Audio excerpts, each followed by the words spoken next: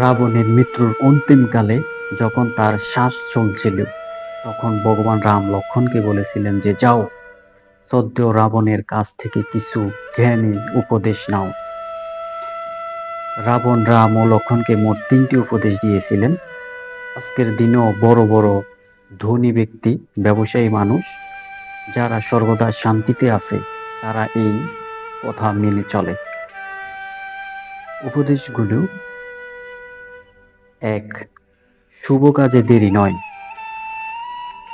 উদাহরণ দিতে গিয়ে তিনি বলেছিলেন, শূর্পণখা যখন আমার কাছে এসে কান্নাকাটি করছিল, আমি প্রথমে জিজ্ঞাসা করিনি তার দোষ কি। আমি খারাপ কাজ করতে বেরিয়ে চলে গেলাম।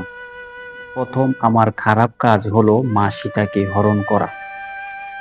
আর সেই একটি খারাপ কাজের জন্য একাধিক খারাপ কাজ সৃষ্টি হয়েছে, যার ফলে আজ আমি মাটিতে লুটিয়ে আছি।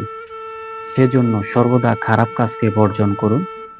আর যত শুভ ও কার্যকরী কাজ আছে, সেটা আজ না কাল, কাল না পরশু, এরকম না করে যত তাড়াতাড়ি সম্ভব সম্পূর্ণ করে ফেলুন। এই নীতিটি আমি চালু করেছি, অথচ নিজেই তা মানতে পারিনি।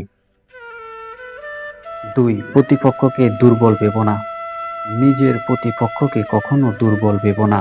আমি নিজেকে সর্বশক্তিমান মনে করতাম, মহাজ্ঞানী মনে করতাম, বুদ্ধিমান মনে করতাম। আমার থেকে শক্তিশালী এই পৃথিবীতে আর কেউ নেই, এটা আমি নিজে ভাবতাম। সেজন্য আমি সবাইকে দুর্বল ভাবতাম। কিন্তু আজ আমার পতন হতে চলেছে। একমাত্র কারণ হলো তোমাদের আমি দুর্বল ভেবেছি।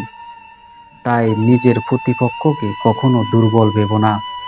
আপনার কর্মের দিক থেকে বলুন, আপনার শত্রুর দিক থেকে বলুন, আপনার কারোর সাথে তুলনা চলছে, তাদের দিক থেকে বলুন, কখনো কাউকে দুর্বল ভাববেন না। সবাইকে সমান ভাবতে হবে। 3. নিজের দুর্বলতা প্রকাশ করো না। তৃতীয় সবচেয়ে ইম্পর্টেন্ট কথাটি যা ভগবান রামকে রাবণ বলেছিলেন, তা হলো নিজের দুর্বলতার কথা কাউকে বলতে নেই। রাবণ বলেছিলেন, আমি শক্তিতে, বুদ্ধিতে, জ্ঞানে পূর্ণ, কিন্তু তাও আমি মাটিতে লুটিয়ে পড়ে আছি। কেন জানো?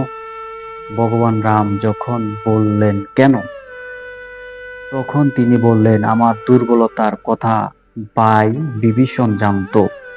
আমার মৃত্যু কি করে হতে পারে ঠিক সেই দুর্বলতার সুযোগ নেই, আর তোমরা আমাকে হত্যা করতে পেরেছ। এজন্য বন্ধুরা, নিজের দুর্বলতার কথা কাউকে বলতে নেই, না নিজের বন্ধু বান্ধবদের, না নিজের আত্মীয় স্বজনকে, না কর্মক্ষেত্রে, না সামাজিক ক্ষেত্রে। কখনোই নিজের দুর্বলতার কথা কাউকে প্রকাশ করবেন না। আপনার সাথে তার যখন ঝামেলা হবে, সেই দুর্বল পয়েন্টকে নিয়েই সে আপনাকে আঘাত করবে।